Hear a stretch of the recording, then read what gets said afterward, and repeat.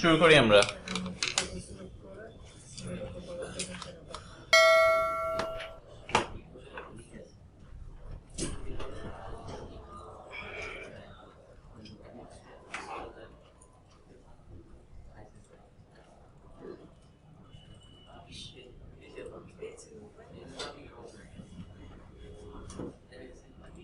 On হোক।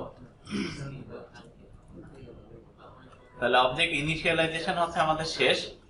এখন হচ্ছে আমরা নতুন একটা জিনিস দেখব, সেটা হচ্ছে আমরা ফর ইচ এর মধ্যে একটা জিনিস দেখতাম না, var। এই varটা হচ্ছে কি কে বলতে পারেন? ভেরিয়েবল। এনি সে যে কোনো জিনিসই রাখতে পারে, কিন্তু এই টাইপটা আসলে কি? এর আসলে কিন্তু এরকে আমরা হচ্ছে কোনো টাইপ কিন্তু বলতে পারি না। ওকে হচ্ছে আপনি যাই দিবেন সেটাই হচ্ছে রাখবে। এবং ভার টাইপের কি লিস্ট ডিক্লেয়ার করা যায়? সবকিছুই ভার টাইপের যেমন আমরা লিস্টের এই দুই অ্যাঙ্গেল ব্র্যাকেটের মধ্যে না, ভারের মধ্যে আপনি একটা লিস্ট রাখতে পারেন, কিন্তু ভারের কে আলাদাভাবে লিস্ট হিসেবে আপনি তৈরি করতে পারবেন না। এখন আসেন আমরা হচ্ছে নতুন আরেকটা প্রজেক্ট শুরু করি। প্রজেক্ট কি, আরেকটা প্রজেক্ট নিই। এটা নাম দিয়ে হচ্ছে আমরা এই যে var যেটা, একে বলা হয় implicitly typed local variable।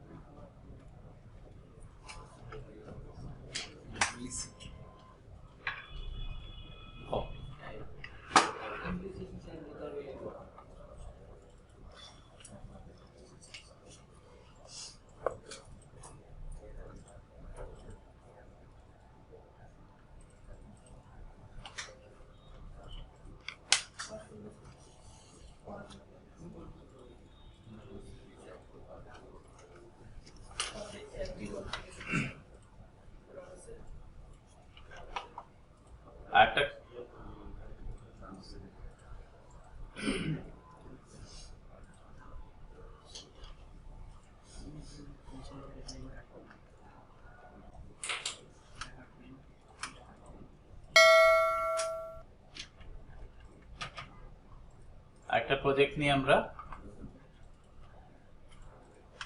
যেটার নাম দিই implicitly typed local variable, এবং এটাও একটা কনসোল অ্যাপ্লিকেশন নেই।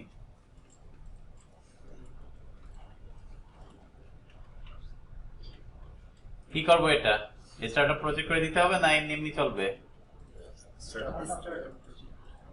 স্টার্টআপ করে দিতে হবে। এখন আসেন খেয়াল করেন, ইন্টিজার নাম ইজ ইকুয়াল টু 10। এটা মানে কি? এই লাইনটার মানে কি বলেন?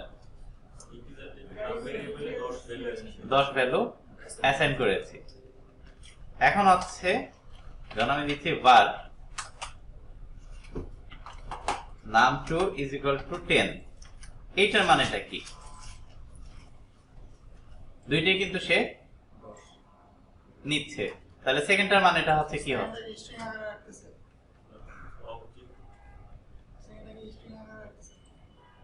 স্ট্রিং কি হিসেবে আপনার এখানে ডাবল দিলে তো var ডাবল করতে পারবে, ইন্টিজার দিলে ইন্টিজারও রাখতে পারবে, সব টাইপের ডাটাই রাখতে পারবে, সব টাইপের। এখন হচ্ছে সে কি রাখছে এই মুহূর্তে? এখন হচ্ছে সে এর ভ্যালুটা আসলে কি? ইন্টিজার।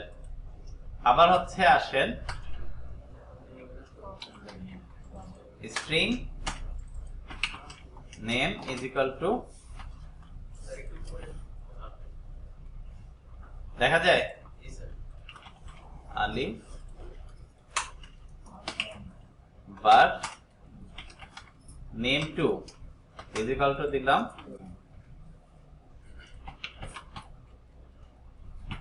এখন ভারটা আসলে কি?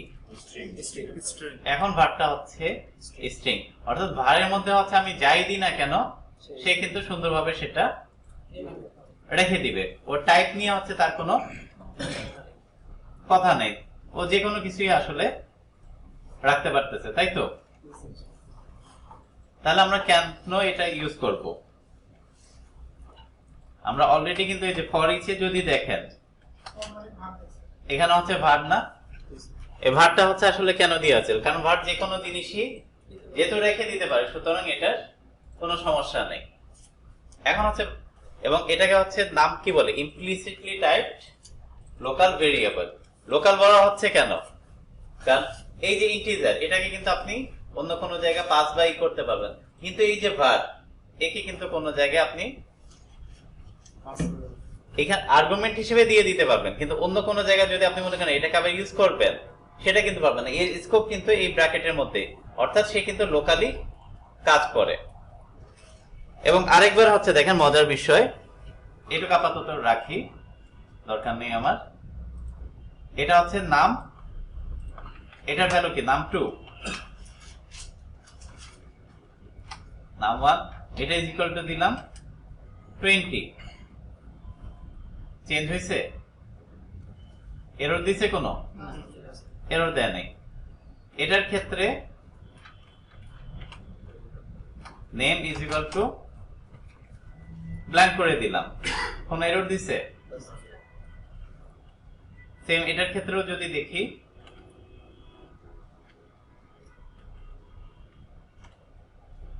কোন এরর দিছে? এটার ক্ষেত্রে দেয় কিনা সেটাও চেক করি।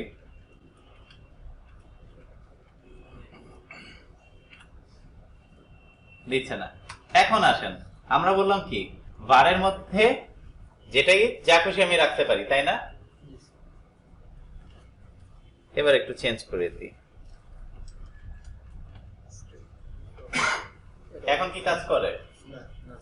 কেন কাজ করতে না? ভার না সবকিছুই রাখতে পারে, তাহলে এখন সে স্ট্রিং রাখে না কেন?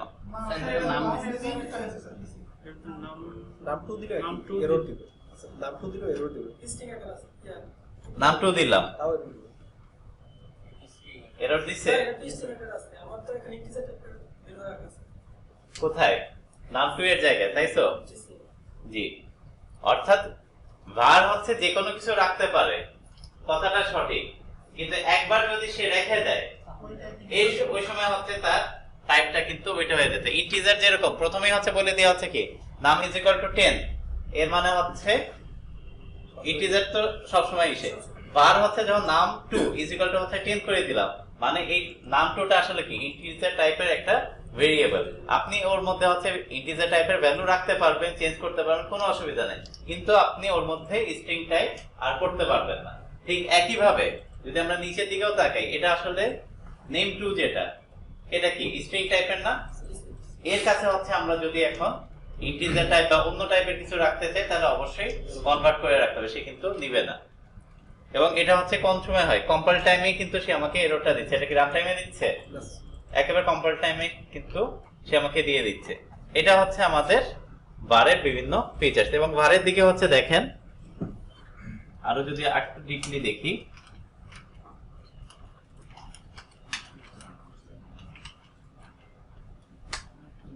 var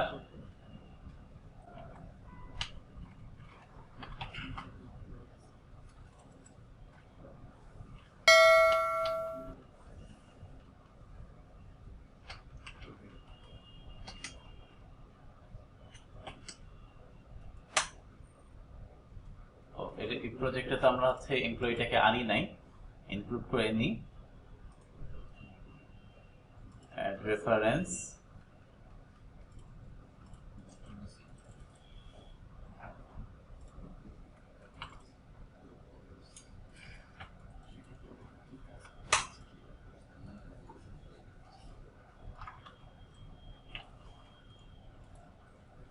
এখন বলেন এমপ্লয়ির কাছে কি আছে? এখন এমপ্লয়ির কাছে কি আছে? var এমপ্লয়ি দিলাম, এর মানে কি এমপ্লয়ি টাইপের একটা অবজেক্ট আছে, অর্থাৎ ও যে কোনো কিছুই কিন্তু ফোর্ক করতে পারতেছে। যদি আমি এটা হচ্ছে লিস্ট হিসেবে দিই, লিস্ট কি পারবে?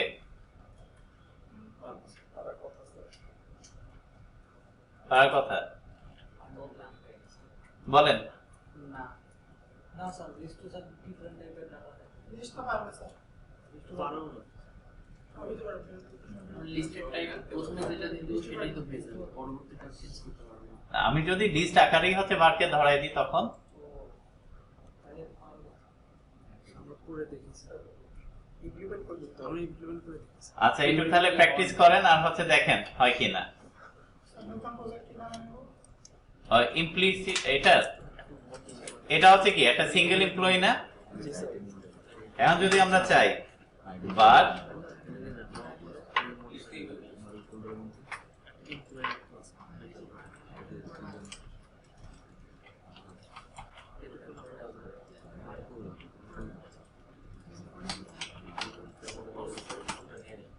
বার এমপ্লয়িজ নিউ লিস্ট, এর ভিতরে যদি আমরা এমপ্লয়িকে দিয়ে দিই তাহলে এটা এখন কি? তাহলে এই এখন কি লিংক লিস্ট হয়ে গেছে। বলেন এখন হচ্ছে বারের মধ্যে আমি কি রাখছি? লিস্ট অফ এমপ্লয়িজ রাখছি না? তাহলে এট এ টাইম হচ্ছে আমি বার কি যে কোনো ইসেই কাজ করাতে পারতেছি, তাই তো?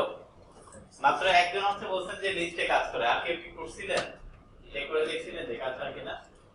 আপনাদের কি অবস্থা? আমরা বললাম লিস্টে কাজ করব। করবে তাহলে হয়েছে এটুক সবার?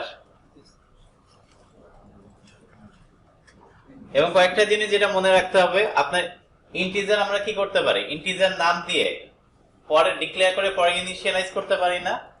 বারের ক্ষেত্রে কিন্তু এরকম কিছু করা যায় না। বার হচ্ছে যখনই আপনি ডিক্লেয়ার দিবেন ওই সময় ওটাকে অবশ্যই ইনিশিয়ালাইজ করতে হবে, কারণ তা না হলে সে হচ্ছে আসলে বুঝবে না তাকে আসলে আমরা কি ডাটা টাইপ অ্যাসাইন করবে। অর্থাৎ এটা মানে হচ্ছে আমরা যদি চাই যে এটা হচ্ছে আমরা কি করতে পারি, নাম শেষ করলাম তারপর হচ্ছে নাম দিয়ে করলাম, কোনো এরর কিন্তু দিচ্ছে না। এই কাজটা যদি আমরা বারের ক্ষেত্রে করতে চাই, সেমিকোলন নাম টু, এটা কিন্তু কাজ হবে না, কারণ সে এই মুহূর্তে কি এই নাম টু এর আসলে ডাটা টাইপটা কি হবে সে জানতে যাচ্ছে, তাকে তো আমরা সেটা দিই নাই। সে এটা জানে কোথা থেকে? ভ্যালু থেকে। অর্থাৎ ইনিশিয়ালাইজেশন থেকে হচ্ছে সে জানতে পারে যে নাম টু এর ভ্যালুটা অ্যাকচুয়ালি কি হবে।